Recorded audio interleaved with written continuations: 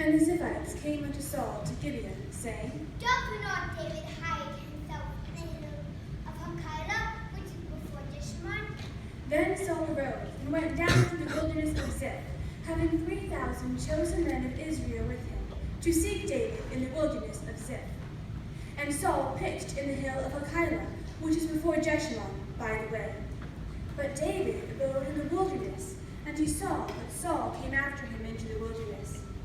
David therefore sent out spies, and understood that Saul was come in very deed. And David came to the place where Saul had pitched, and David beheld the place where Saul lay, and Abner the son of Ner, the captain of his host. And Saul lay in the trench, and the people pitched round about him. Then answered David, and said to Ahimelech the Hittite, and to Abishai the son of Zeruiah, brother to Joab, saying, Who will go down with me to Saul to the camp?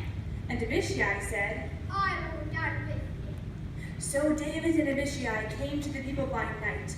And behold, Saul lay sleeping within the trench, and his spear stuck in the ground at his bolster.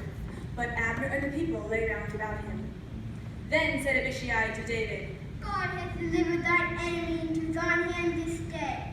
Now therefore let me smite him, I pray thee, with his spear, even to the earth at once, and I will not smite him the second time. And David said to Abishai, Destroy him not, for who can stretch forth his hand against the Lord's anointed and be guiltless? David said furthermore, As the Lord liveth, the Lord shall smite him, or his day shall come to die, or he should ascend into battle and perish. The Lord forbid that I should stretch forth mine hand against the Lord's anointed. But I pray thee, take now the spear that is at his bolster, and the cruse of water, and let us go. So David took the spear and the cruse of water from Saul's bolster, and they gat them away, and no man saw it, nor knew it, neither awaked, for they were all asleep, because a deep sleep from the Lord was fallen upon them. Then David went over to the other side, and stood on the top of an hill afar off, a great space being between them. And David cried to the people, and to Abner the son of Ner, saying, Answerest thou not, Abner? Then Abner answered and said, Who art thou that criest to the king? And David said to Abner, Art not thou a valiant man, and who is like unto thee Israel? Wherefore hast thou not kept thy lord the king? For there came one of the people in to destroy the king thy lord. This thing is not good that thou hast done. As the Lord liveth, ye are worthy to die, because ye have not kept your master, the Lord's anointed. And now see where the king's spear is, and the cruse of water that was at his bolster. And Saul knew David's voice, and said, Is this thy voice, my son David? And David said, It is my voice, my lord, O king. and he said, Wherefore doth my lord pursue after his servant? For what have I done? Or what evil is in thine hand?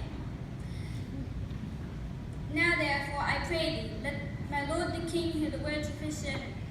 If the Lord has stirred thee up against me, let him accept an offering. But if they be the children of men, cursed be they before the Lord. For they have driven me out this day, who were abiding in the inheritance of the Lord, saying, Go, serve other gods. Now therefore, let not my blood fall to the earth before the face of the Lord. For the king of Israel is come out to seek a flea, as one doth hunt a partridge in the mountains. Then said Saul, I have sinned. Return, my son David, for I will no more do thee harm, because my soul was precious in thine eyes this day. Behold, I have played the fool, and have erred exceedingly. And David answered and said, Behold the king's spear, let one of the young men come over and fetch it. The Lord render to every man his righteousness and his faithfulness. For the Lord delivered thee into mine hands this day, but I will not stretch forth mine hand against the Lord's anointed. And behold, as thy life was much set by in mine eyes this day, so let my life be much set by in the eyes of the Lord, and let him deliver me out of all tribulation.